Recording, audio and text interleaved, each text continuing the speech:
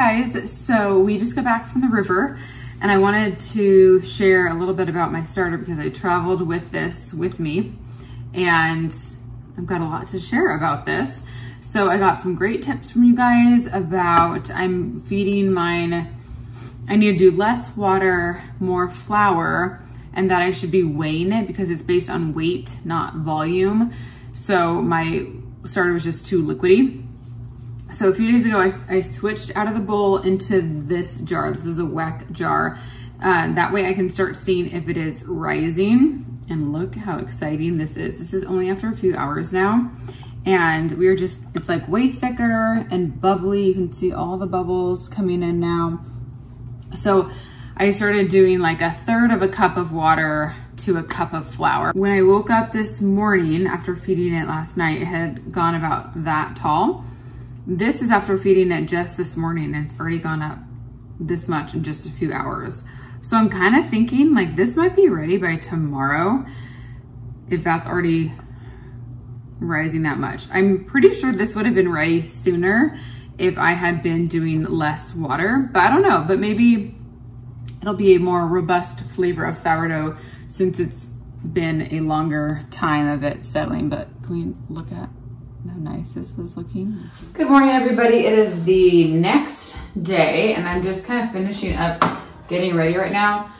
I have just like this sweater kind of tank on with these jean shorts and I'm just finishing up my makeup and my hair, kind of figuring out what I want to do and put a little bronzer on. It has been so hot here. I'm sure it's hot where you live too. It's just hot everywhere right now, but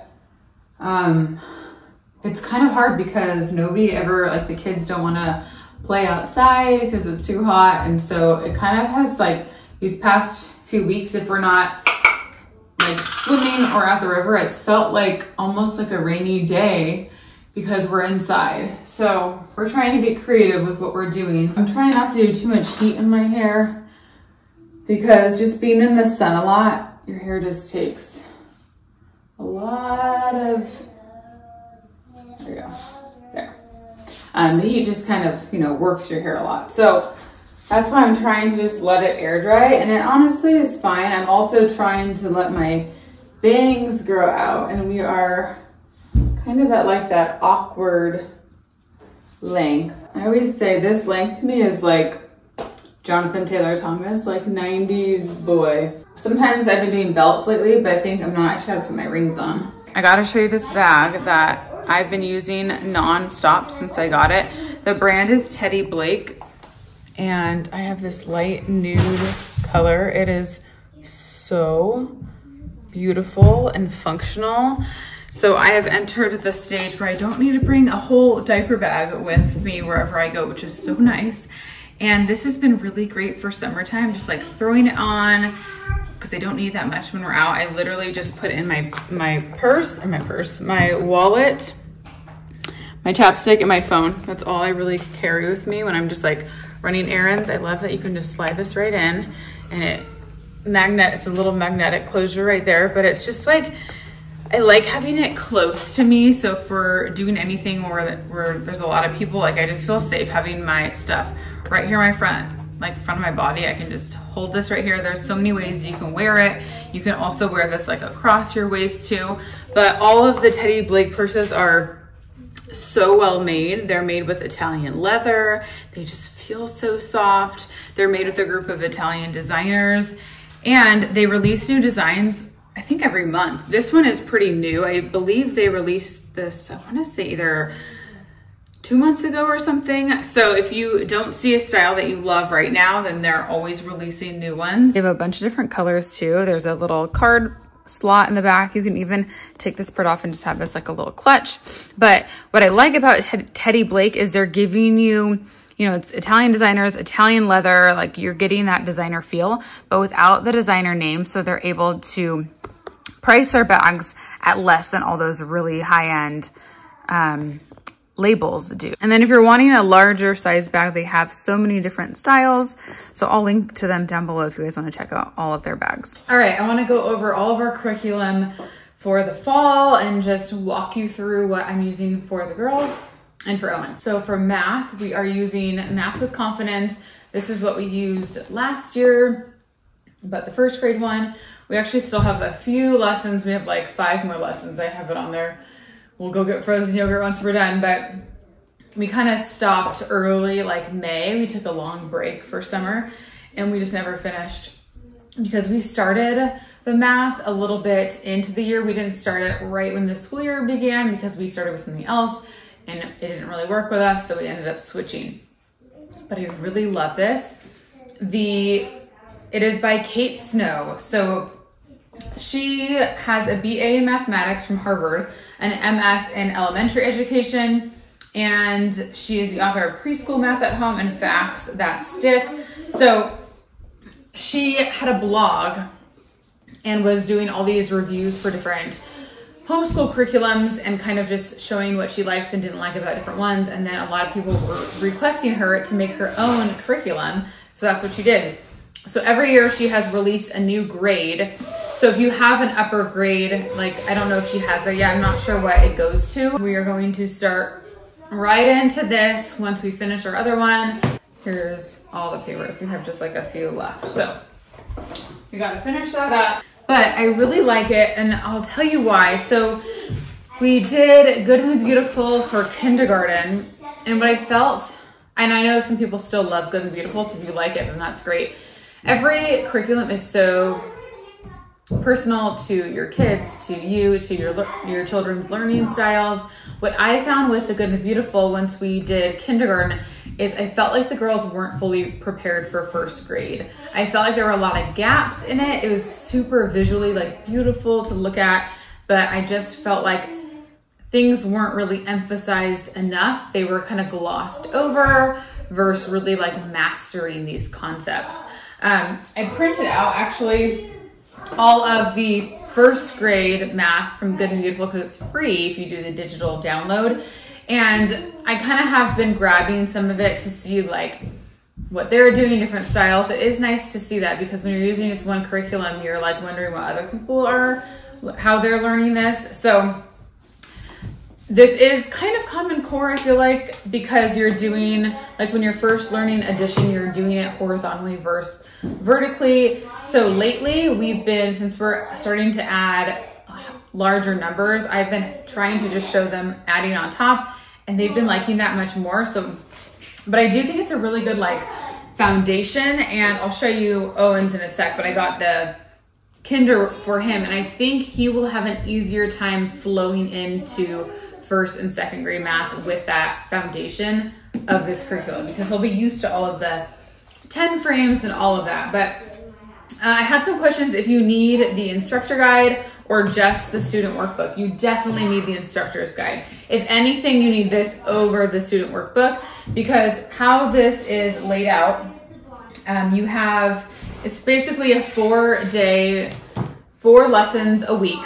And then there's an optional review on Fridays. There's a warm up, and then there's sometimes like a little bit of a game, and it tells you what to say like word for word. So you just can open this up. There's really no prep work needed. In the beginning, I would say just kind of gloss over it so you know what's going on.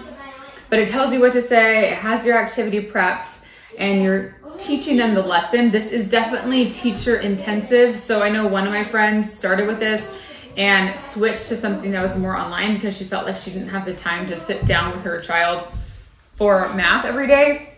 So keep that in mind. You need to be like sitting and working with your child for this, for like kind of the whole thing.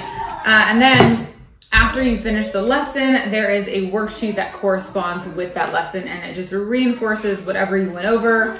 And I have found like sometimes we try to just go to the worksheet before doing the lesson, and it just doesn't, they don't quite grasp it as easy as when we do the lesson first and then it goes into this. It just like really flows very seamlessly, and I've been really liking it. So we're sticking with that. And then for reading, we're still with All About Reading, and we're on level 3. We started this actually halfway through last year. What's nice for homeschool is if you are kind of ahead in any subject, you can just keep going. You don't have to stop or slow down. You can go at your child's pace. And also same thing goes if you need to slow it down a little bit. Kind of how we're a little behind in math right now. but we are way ahead in reading. So we're halfway through level 3, which corresponds with 2nd grade. They're not based on grades, but if you really want to figure out like what grade it goes to, it's like each level is 1 grade below. So like level 3 is for 2nd grade, level 2 is for 1st grade, and so forth. So this we love, and it's worked really well for us. I think it can be intimidating for a lot of people because it is kind of a lot of prep in the beginning, but once you get the swing of things, your kids just kind of they just understand it, and there's a flow to it. I think the main thing why I'm most impressed by this is it just works. Like, our girls have been reading so well, and this year they've just kind of taken off with reading, and it's extremely impressive to me and Andrew. So this is the reason for that. So you need the teacher's manual, and then you need the activity book which has some activities that go along with each lesson. Comes with little cards. So what I have found now with level 3 is that we've actually been able to kind of skip over a lot of lessons. They just don't need the full lesson like they did in level 2. In level 2, we had to go through all of whatever the lesson was, but now once we're going to the words, they just know how to read all the words without even doing the lesson. So it's kind of like we just are going through this a lot quicker. Once we're done with level 3, that'll be the end of all about reading, and then we will move on to something else, I'm thinking. If you guys have done this with your kids, let me know what you stopped at, what level. I don't know how many levels there even are, but I just feel like we've kind of maxed out for this, and I might want to transition more once they're 3rd grade, like more to a full language arts curriculum versus just a reading curriculum, because they're just reading really well now. So now I think after this we can incorporate more like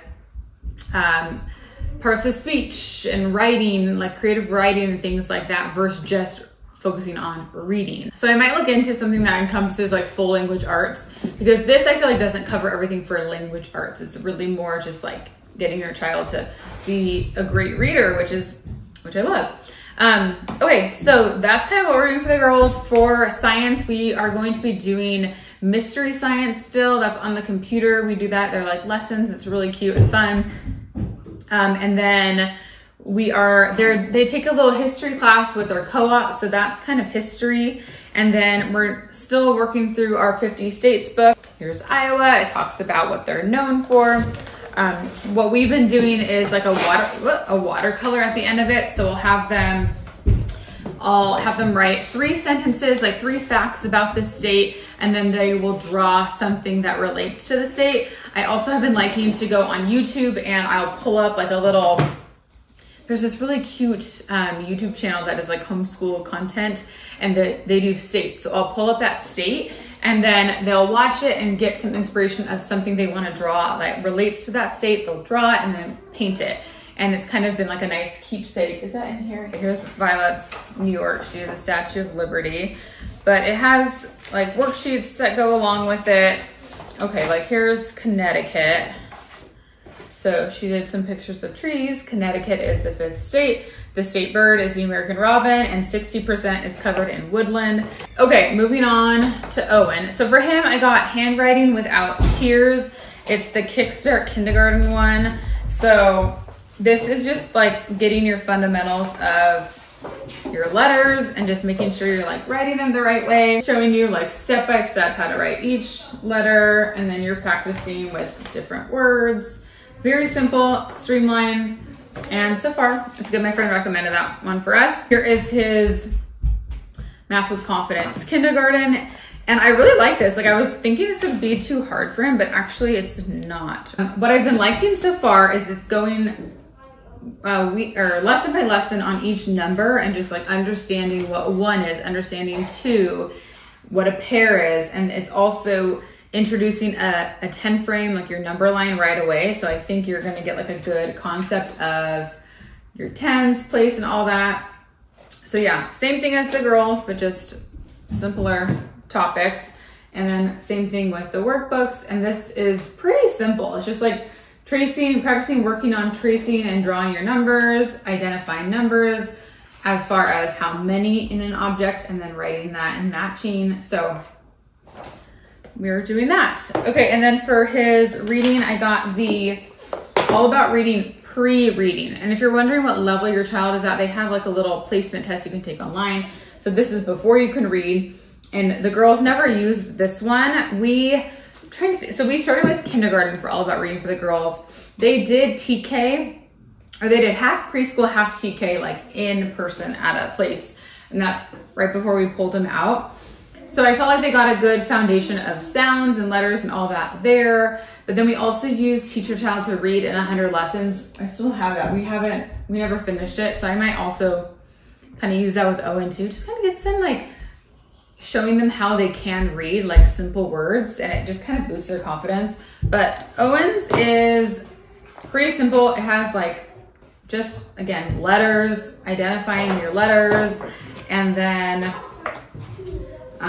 for the teacher's manual, same thing as the girls, but just much simpler. So highly recommend this curriculum though. And it also is paired with readers. So the girls one has 2 books that are much more like detailed, of longer books, but his is more like I read to him and then he's looking at pictures. So I really like it. But that is all of our curriculum that we have. For the girls last year, we also incorporated some like science workbooks, geography workbooks that you can just find on Amazon.